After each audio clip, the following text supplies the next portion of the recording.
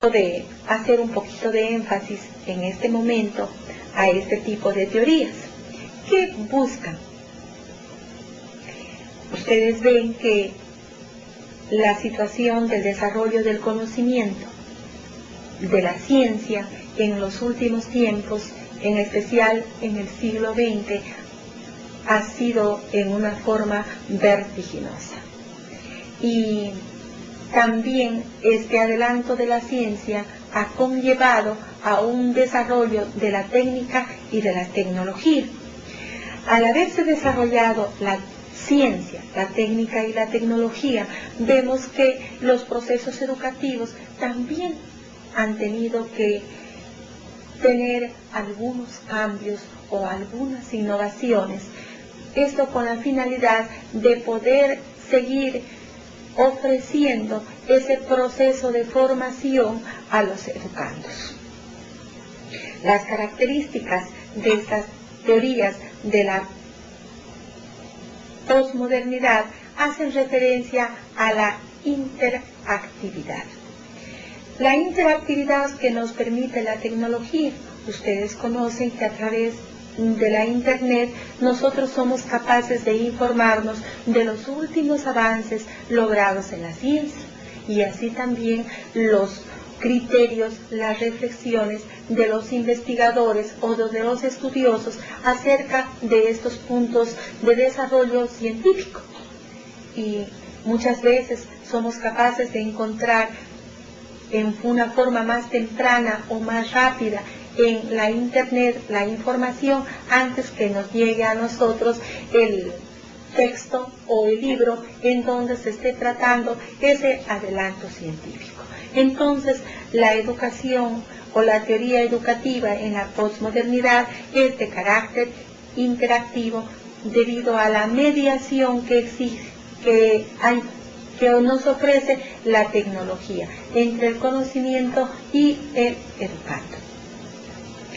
Si existe interactividad, entonces vamos a ver que la acción educativa tiene movilidad.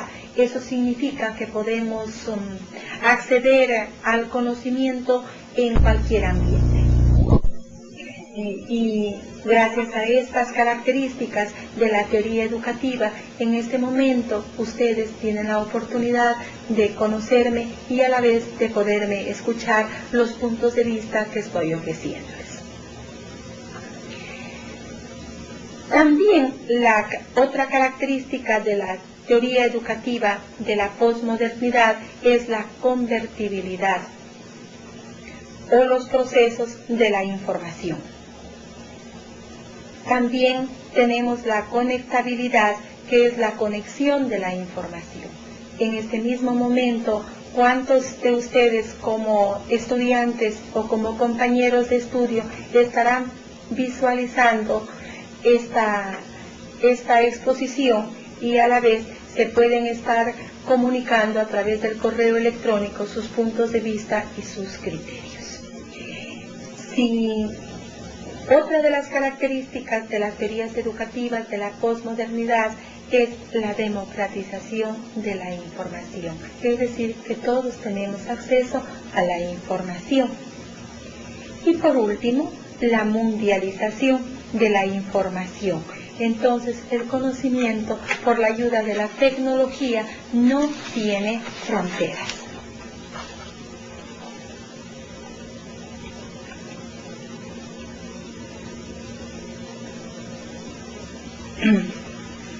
El texto básico nos refiere que uno de los aportes pioneros o primeros de a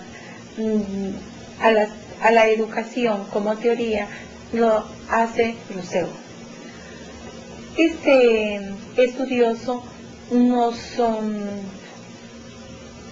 ofrece algunos lineamientos que tienden a la defensa del naturalismo. Nos dice que la educación debe de desarrollarse de acuerdo a la naturaleza y tiene una concepción de la naturaleza como la disposición primaria o los hábitos no alterados por la instrucción. Plantea una renovación de los sentidos una revalorización de los sentidos, de las emociones como expresión de la naturaleza humana. Los sentimientos y las emociones íntimas conducen a la verdad intuitiva y a la auténtica felicidad.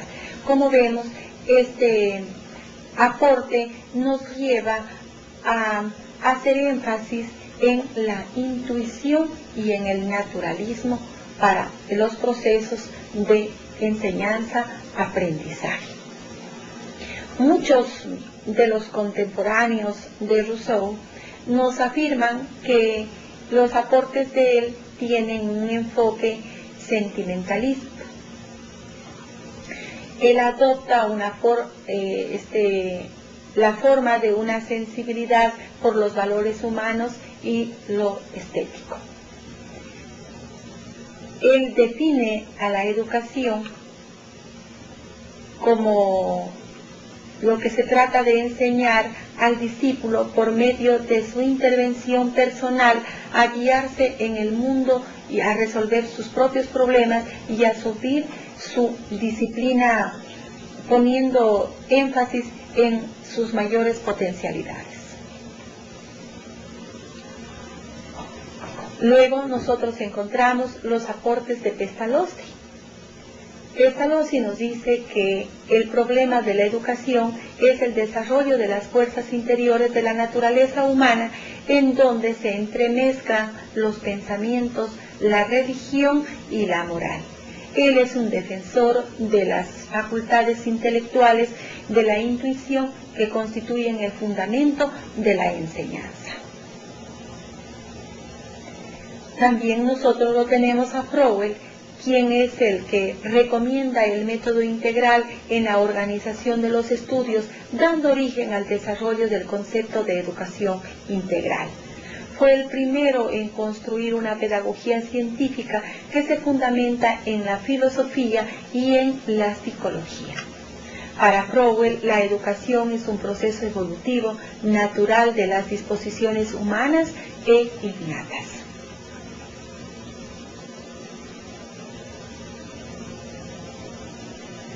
También nosotros tenemos los aportes de Herbart. Herbart es el iniciador de la línea didáctico-tecnológica. Se apoya en la teoría del aprendizaje de los pasos formales, a través de la cual efectiviza el aprendizaje. Froebel diferencia la pedagogía como ciencia del arte de la educación. Entonces, la pedagogía es la ciencia de la educación para Froebel. También define a la educación y nos dice que es el proceso gradual y perfectivo que se produce en el hombre como instrucción, formación espiritual y formación de carácter moral. La educación compromete al hombre total y futuro que existe en cada uno de los seres humanos. Luego tenemos los aportes de John Dewey y su escuela experimentalista y cientificista. John Dewey considera que toda educación debe de ser científica.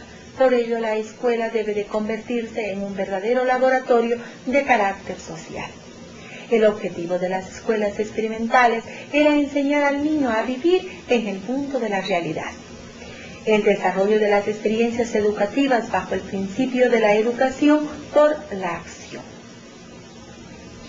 La educación, decía Dewey, debe ser un proceso democrático guiado por el método científico.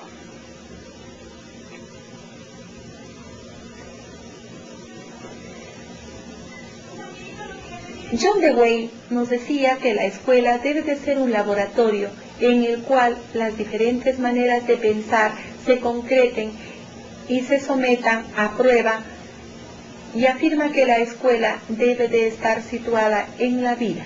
Los sujetos deben aprender para la vida. El aprendizaje es una búsqueda de lo desconocido y no una mera absorción pasiva de las cosas. Las características del profesor las centra en que el docente debe ser un investigador reflexivo, coherente, crítico y creativo.